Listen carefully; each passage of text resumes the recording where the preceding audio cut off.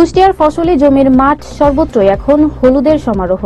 আর এই হলুদের বুকে মৌচাষীরা ব্যস্ত মৌমাছি দিয়ে সরিষার ফুল থেকে মধু সংগ্রহের কাজে। হলুদের বুকে মধু চাষ করে এখানকার অনেকেই হয়েছে স্বাবলম্বী, স্বপ্ন দেখাচ্ছেন অন্যদের। শাহিন ইসলাম ও সুহান হোসেন সম্রাট নামের দুজন সফল মৌচাষীর কথা জানাচ্ছেন আমাদের কুষ্টিয়া প্রতিনিধি শামীম হাসান খান। কেউ খাঁটি মধুর পারিবারিক চাহিদা, আবার কেউ বা শখের বশে শুরু করলেও আজ তারা সফল উদ্যোক্তা, সফল মধু চাষী। কুষ্টিয়ার বিভিন্ন উপজেলায় সরিষা ক্ষেতের পাশে শত শত বাক্স বসিয়ে করছেন মধু চাষ। প্রতি মৌসুমে বাক্সে 1 মনেরও বেশি উৎপাদন হয় এই মধু। খরচ কম হওয়ায় এলাকার বেকার যুবকেরা ঝুঁকছে এই পেশায়, বাড়ছে কর্মসংস্থান। ভেজাল মুক্ত হওয়ায় এসব মধু দেশের চাহিদা মিটিয়ে রপ্তানি হচ্ছে বিদেশেও। আমার নাম হচ্ছে শাহিন, আমার প্রতিষ্ঠানের নাম হচ্ছে শাহিন মৌ খামার, কুষ্টিয়া।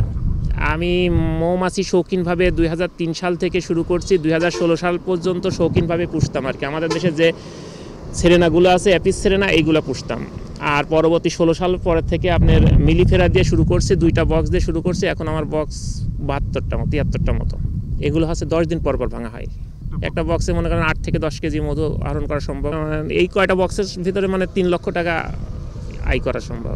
এগুলো যারা নতুন উদ্যোক্তা আসবে এদেরকে আসলে প্রশিক্ষণের মাধ্যমে আসা উচিত। কারণ হচ্ছে যে এই মাছিগুলো যদি কেউ হঠাৎ করে কেনে তাহলে পারে রাখতে পারবে না। এর কিছু পরিচর্যা আছে, অনেক রোগবালাই হয়। এইগুলো আগে প্রশিক্ষণ নিয়ে তারপরে শুরু করলে পারে তাদের জন্য লাভজনক হবে আর কি, তাছাড়া লস খাবে।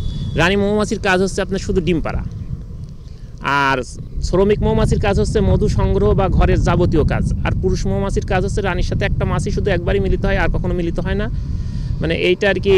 তারপরে পুরুষ মাছির কাজ হচ্ছে শুধু মধু খাওয়া। হ্যাঁ, এটা চেনা সম্ভব, সবাই চিনতে পারবে যদি নাড়াচাড়া করতে করতে এমনি চেনা যায় আর কি। এই মধু আমি সাধারণত বাংলাদেশের বিভিন্ন জায়গায় বিক্রি করি। আমি হচ্ছে আপনার কোরিয়ারের মাধ্যমে, যারা ফোনে অর্ডার করে তাদেরকে আমি কোরিয়ার মাধ্যমে পৌঁছায় দেওয়ার চেষ্টা করি আর কি। আর আমার বাড়ির পার থেকে তো নেয়, আরও আমার খামার থেকে অনেকেই নিয়ে যায় আর কি। আমার নাম মোহাম্মদ সুহান হোসেন সম্রাট, বাসা ঝিনাইদহ জেলা শৈলকুপা থানা। মৌমাছি খামারের মধ্যে ইনভলভ আছি 2017 সাল থেকে। কোনো এক খামারে দেখে উদ্বুদ্ধ শখের বসে কিছু বক্স সংগ্রহ করি, শুধু নিজে মধু আহরণ করে খাবো, খাঁটি জিনিস খাবো, এই উদ্দেশ্যে। যখন ওই মধু উৎপাদন শুরু হয় তখন এটা বাণিজ্যিক রূপ নিতে আর পিছপা হয়নি। তখন থেকে আমি এটা বাণিজ্যিক আকার ধারণ করছি। এখন আমার ইন টোটালি 3টা খামার। এই খামারের প্রধান আমি নিজেই, পাশাপাশি ছোটো ভাই কর্মচারী রেখে এগুলো পরিচালনা করি। খামার 3টা, এখানে আছে যেমন 55-50টা বক্স, আরও 2 জায়গায় এরকম আছে। তো এটা আসলে মান্থলি ইনকাম না, প্রতি মাসের হিসাব এটা দেওয়া ইম্পসিবল। এটা বাৎসরিক হিসাব করতে হয়। তো আমরা একটা বক্স থেকে, যেমন এরকম একটা বক্স থেকে প্রতি বছর বা প্রতি বছরে 6 মাসের আমরা 1 মণ থেকে 1.5 মণ পর্যন্ত মধু পেয়ে থাকি। বক্স কোনোটায় বেশি হয়, কোনোটায় কম হয়, এরকম। আনুমানিক একটা বক্স থেকে বছরে আপনার 8-10 হাজার টাকা লাভ থাকে। 30 হাজার টাকা ইনভেস্ট শুরু করে, আমি কনফার্ম করতেছি সেই 30 হাজার টাকা প্রথম বছরে উঠবে তার। এরপরে তো আরও আছেই, বোঝেন। দিনব্যাপী মৌমাছিরা যেমন মধু সংগ্রহ করে, আবার বিভিন্ন ফুলে ফুলে ঘুরে বেড়াতে গিয়ে পুরো জমির পরাগায়নেও সহায়তা করে। এ মৌসুমে মৌয়ালরা পোষা মৌমাছি দিয়ে প্রচুর মধু উৎপাদন করে যেমন লাভবান হচ্ছেন, ঠিক তেমনি মৌমাছির ব্যাপক পরাগায়নে সরিষার বাম্পার ফলন হওয়ার সম্ভাবনায় চাষিরাও বাড়তি আয়ের আশা করছেন। মধু চাষে যে মাছি, এটা কোনো ফলনে কমায় না, বুঝছেন। এটা হচ্ছে মধু আরও উৎপাদন বাড়ায়, ফুলের যে পরাগায়ন ঘটায়, তাতে সরিষার উৎপাদনটা বাড়ে, কৃষকের লাভ হয়, প্লাস একটা ভালো মধু পাওয়া যায়। একটা পুরুষ ফুল, একটা মহিলা ফুল, এই ফুলের থেকে ওই ফুলে যে পরাগায়নটা ঘটায়, এইটার কারণে সরিষার হচ্ছে উৎপাদন বাড়ে। পরাগায়ন যদি না ঘটায় তা আপনার ওই বীজটা হয় না, বুঝছেন। এইটা ওই মাসের থেকে ওই ফুলে বসবে, ওই জন্যই উৎপাদনটা বাড়ে। আজ কয়েকটা বছরই উনি আসে, এনারা তাতে ভালোই বোঝায়। আমরা খেয়েছি, আমরা কিনেছি তার কাছ থেকে, আর প্রত্যেক কৃষককে তারা দেয়।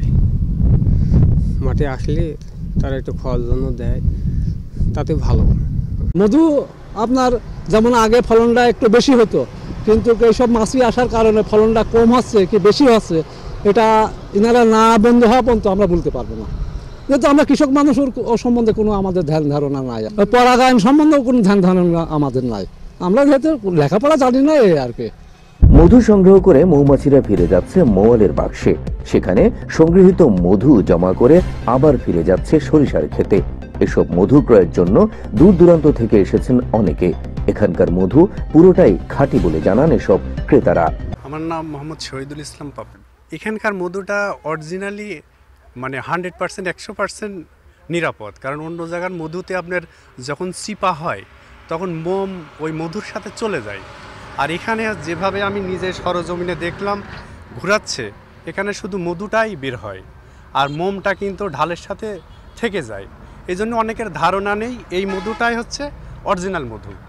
আমি 2 কেজি নিয়ে এলাম 500 টাকা করে। আমার নাম মোহাম্মদ আল আমিন হোসেন, আমার বাসা ভবানীপুর, কাঞ্চনপুর ইউনিয়ন। খামারিতে মধু কিনতে আসছি, খামারির মধুর হচ্ছে ফ্রেশ, যার কারণে নিজেরা দেখে মধুটা কিনতে পাচ্ছি।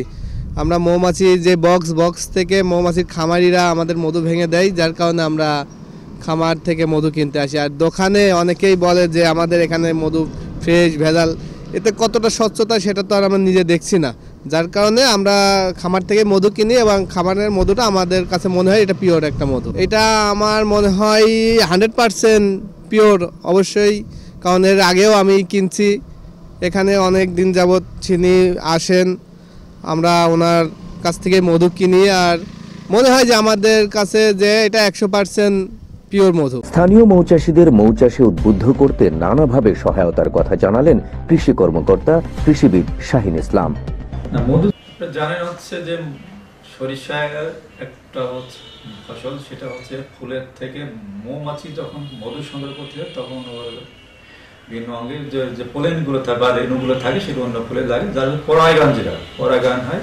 আর মৌ চাষ যত বেশি হয়, মৌমাছি যত বেশি হয়, পরাগায়নটা তত ভালো হবে, যার ফলনটা অবশ্যই বৃদ্ধি পাবে। আমরা এখন পর্যন্ত যেভাবে উৎপাদন হচ্ছে, আশা করি পুরো সিজন হলে পরে আমরা 1 থেকে 1.5 কোটি টাকা হয়তো মধু বিক্রি করতে পারবে। আমাদের একটা প্রকল্প আছে, তেলের ফসল উৎপাদন বৃদ্ধি প্রকল্প, সেই প্রকল্প থেকে কিছু মৌ বক্স আমরা কৃষকদেরকে সরবরাহ করি এবং সেটার মাধ্যমে তাদেরকে মৌচাষ হিসেবে মানে তৈরি করা হয় আর কি। নতুন কৃষকদেরকে অবশ্যই আমরা মৌচাষে উদ্বুদ্ধ করছি, যাতে তারা আরো বেশি বেশি মৌচাক স্থাপন করে এবং এই একদিকে যেমন তাদের মধু উৎপাদন হবে, অন্যদিকে তারা আমাদের ফসল সরিষার উৎপাদনটা বৃদ্ধি, শুধু সরিষা না, আমাদের এই জাতীয় যত ফসল সব ফসলের উৎপাদন বৃদ্ধি করে। আমরা তো ফিল্ডে ভিজিট করি, আমাদের বিভিন্ন শাখা আমরা পরিদর্শন করি। আমরা রাস্তা দিয়ে যাওয়ার সময় দেখি যে সম্ভাব্য কোথায় কোথায় আমরা ঋণ আমরা বিতরণ করতে পারি, সম্ভাব্য নতুন নতুন সেক্টর আমরা খুঁজে বের করার চেষ্টা করি। তো পথে যাইতে দেখছি যে সুন্দর একটা মধুর খামার এখানে খামারিরা করছে। তো এটা আমার একটা কৌতূহল জাগলো যে ওনাদের সাথে একটু কথা বলি। তো কথা বলার পরে দেখলাম যে না, ওনারা আসলে বেশ বাণিজ্যিকভাবে ওনারা এখানে মধু লালন পালন করে এবং এখানকার মধুগুলো দেখলাম যে আসলে খুবই সুন্দর, মানে খুব টাটকা মধু। আমি রামকৃষ্ণ দেবনাথ, বাংলাদেশ কৃষি ব্যাংকের বিভাগীয় নিরীক্ষা কার্যালয়ে ডিজিএম হিসাবে কর্মরত আছি। আমি ফিল্ড ভিজিটে যাওয়ার পথে আমাদের এই যে মধু চাষ, এই মধু চাষের এই এটা চোখে পড়লো। আমরা এখানে নামলাম এবং নেমে দেখছি যে এটা সরিষা চাষ, সেই সরিষা চাষ থেকে যেটা হচ্ছে সরিষার অতিরিক্ত আয়ুৎসারী কর্মকাণ্ড, যেটাতে মধু উৎপন্ন হচ্ছে, সেই মধু উৎপন্ন সেটাতে আমরা কৃষি ব্যাংকের পক্ষ থেকে আমরা ইনভেস্ট করতে পারি কিনা সেটাও আমরা দেখলাম। এটা খুব ভালো লাগলো, এটাতে আমাদের ইনভেস্ট করার যথেষ্ট সুযোগ আছে। খামারিরা আমাদের ব্যাংকে গেলে আমরা এটাতে ইনভেস্ট করতে পারবো আশা করছি। একই সঙ্গে আমরা এখান থেকে মধু সংগ্রহ করলাম, আমরা কিছুটা যাচাই করলাম যে মধুটা কেমন। তো মনে হলো যে না, মধুটা আসলেই সুন্দর, এখান থেকে মধু নেওয়া যায়।